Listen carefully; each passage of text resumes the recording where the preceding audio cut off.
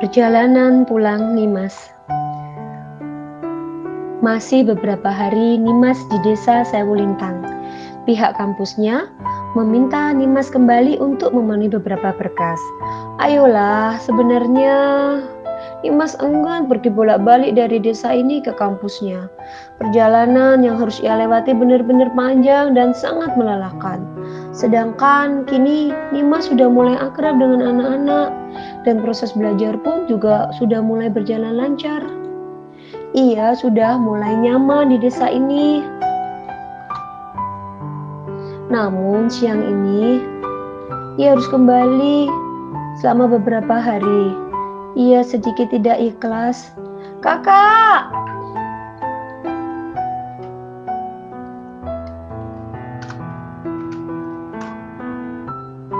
Teriakan salah satu anak di bawah mengalihkan perhatian Nimas. Kini ia tengah duduk di puncak kebun teh. Nimas mau lihat bintang, ini sudah beberapa hari. Namun satu bintang pun belum menyapanya. Terlebih lagi ini siang. Mana mungkin ada bintang di langit. Iya, itu hati-hati. Ia bangkit saat mendapati 3 anak didiknya tengah berlarian di sungai kecil yang ada di bawah perkebunan. Kak, sini. Ayo, Kak. Ayo, Kak, sini. Iya, hati-hati, jangan lari-lari. Nimas bergegas turun melewati jalan miring yang sudah dipasang kayu-kayu sebagai alasnya. Ia bergerak cepat menuju anak-anak yang tengah asik bermain air dan berlarian ke sana kemari. Mereka berteriak, tertawa, dan saling menghindar dari cipratan air. Lucu sekali, mereka terlihat sangat bahagia, membuat Nimas ikut merasakan kebahagiaan mereka dan semakin mempercepat langkahnya. Ayo! Jiwa jahil dalam diri Nimas muncul. Ia ikut menghadiahi mereka dengan cipratan air. Ketiganya berteriak heboh. Kakak! Kak, dingin! Bocah itu berteriak, mulut bocah itu mengeluh, tapi bibirnya tersenyum lebar. Ayo kalian mandi sekalian. Gak mau, Kang Ima jangan siram-siram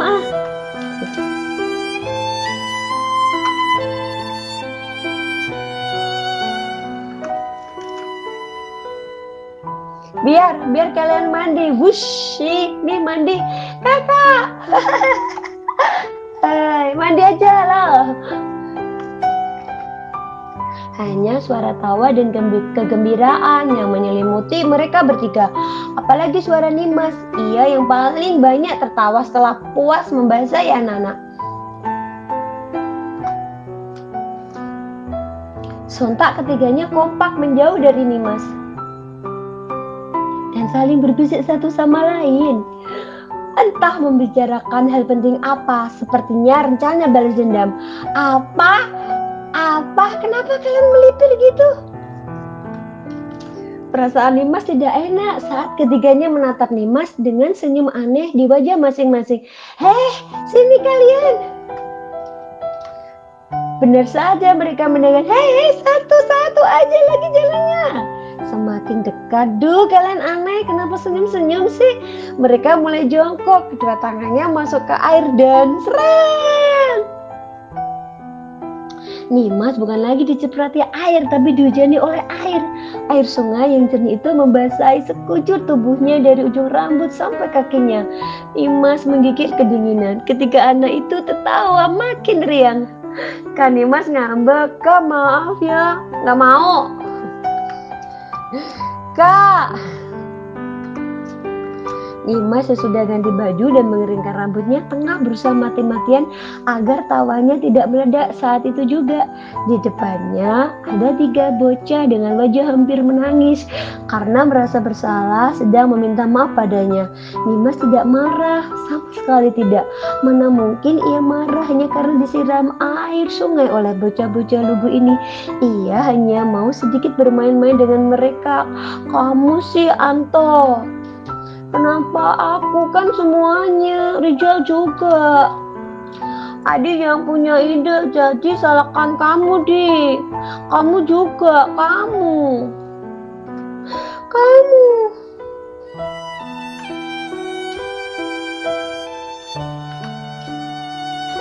Bagaimana ini mereka saling menyalahkan dan justru terlihat semakin menggemaskan di mata Nimas.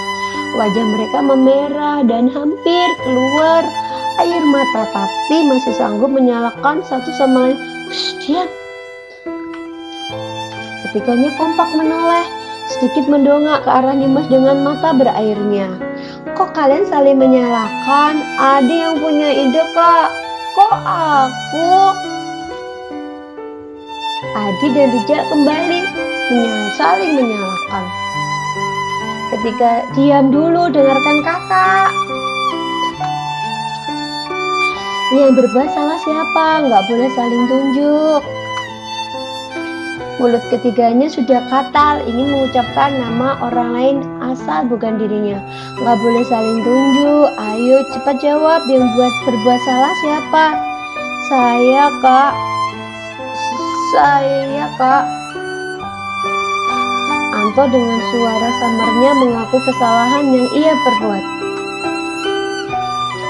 Siapa lagi? Saya, Kak. Ini Rijal. Ada. Saya juga, Kak. Dan terakhir Adi. Bagus, semua sudah mengaku kesalahan. Kini saatnya Nimas menasihati. Dengarkan kakak. Dengarkan kakak lagi, kalau kita berbuat salah itu harus berani bertanggung jawab. Harus ngaku, nggak boleh nunjuk-nunjuk temannya. Oke, paham? Ketiganya mengangguk. Pintar, setelah mengakui kesalahan, terus harus bagaimana? Minta maaf, Kak. Suara Anto tak lagi terdengar ragu. Bagus, jadi Kak, saya mau minta maaf udah buat kakak Nimas basah. Diawali oleh Rijal dan disusul oleh Adi. Saya juga minta maaf ya, Kak. Saya juga minta maaf, Kak. Nimas tersenyum puas. Anak-anak ini patuh sekali. Nimas jadi makin gemas. Pintarnya. Iya, kakak maafkan. Kakak gak marah lagi? Tanya Anto. Kini bibirnya sudah tertarik ke atas, melengkung ke atas, membuat sebuah senyuman yang manis. Kakak gak pemarah tuh. Gak pernah marah tuh.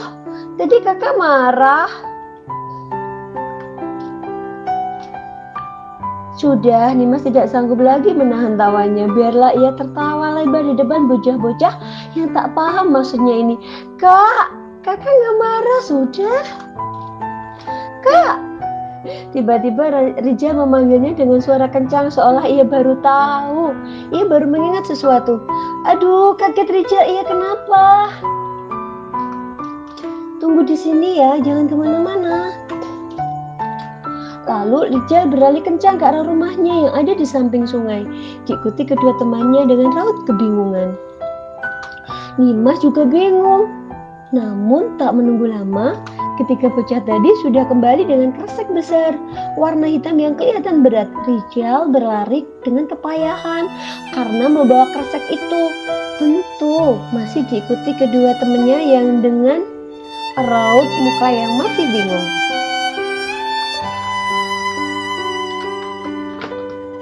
Ini buat kakak. Apa ini, Rijal?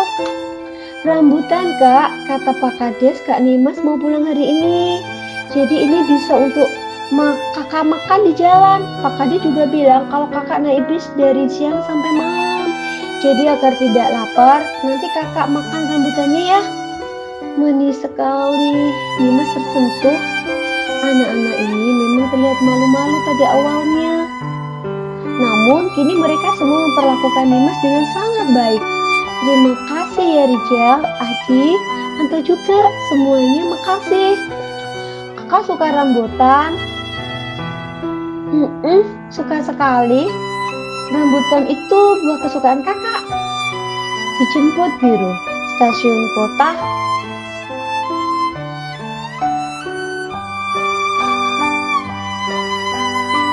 Rasanya lebih dingin malam ini.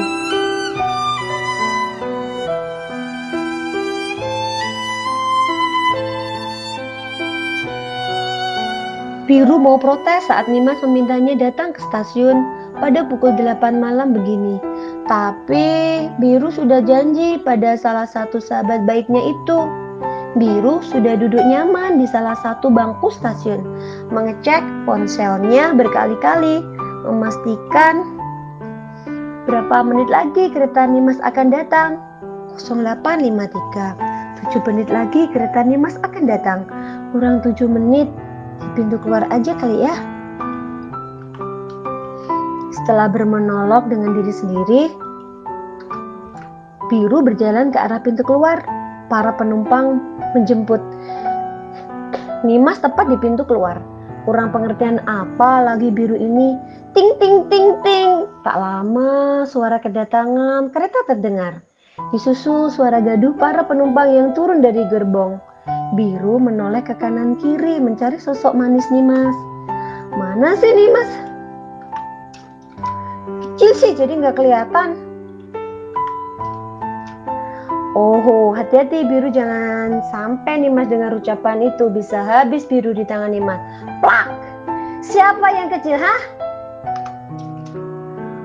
Benar, suara seorang gadis sekaligus tepukan di punggung yang kelewat keras menjadi salam perjumpaan pertama Nimas untuk Biru. Astaga, ngagetin aja kamu. Siapa yang kecil? Masih bersikukuh rupanya.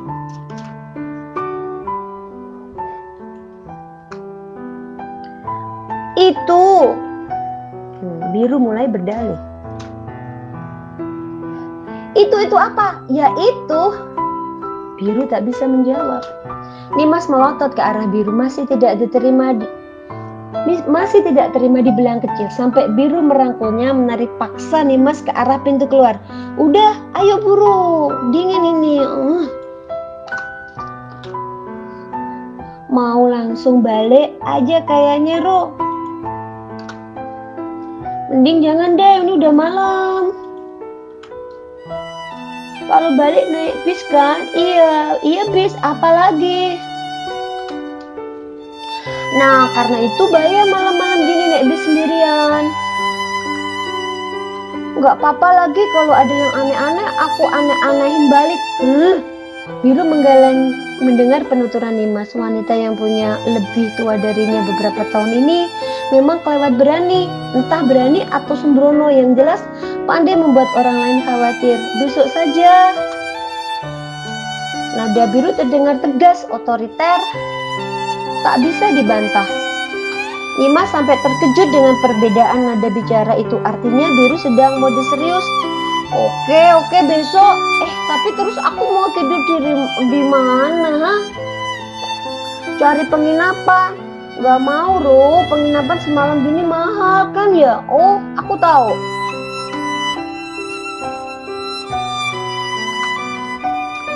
Wajah Nimas berbinar bahagia menatap Biru dengan senyum aneh. Biru jadi ngeri menantikan perkataan gila apalagi yang akan Nimas keluarkan. Apa? Nginep kosan kamu boleh? Hah? Benar bukan? Nimas itu tak terduga, pandai membuat orang lain cemas dan kaget. Enggak, parah, enggak boleh. Kenapa, Ro? Kenapa sih, Ro? Kosan aku isinya laki semua. Lagian mana boleh bawa cewek ke kosan, apalagi sampai nginap. Yang bener aja. Terus gimana? Aku nggak mau sewa-nyewa penginapan. Ya udah, nggak usah tidur. Nimas terdiam. Ia mau mikir kemana ia malam ini. Biru melarangnya pulang naik bis malam begini. Seharusnya ia juga memberi solusi kepada Nimas. Mata Nimas memandang muda-mudi yang berjalan santai di depannya. Suasana Jogja malam hari begini sungguh indah, penuh dengan seni. Para seniman jalanan masih semangat menarik beberapa penonton untuk melihat pertunjukannya. Para penjual makanan juga masih sengit bersaing satu sama lain. Ditambah muda-mudi yang bersenang-senang memancarkan semangat mereka, membuat kota ini tetap hidup meski malam semakin larut. Tempat makan itu biasa tutup jam berapa? Lesehan itu. 24 jam dia, sampai pagi pun masih buka. Nimas manggut-manggut, membuat Biru penasaran. Kenapa? Kamu mau makan? Iya, sekalian mau begadang.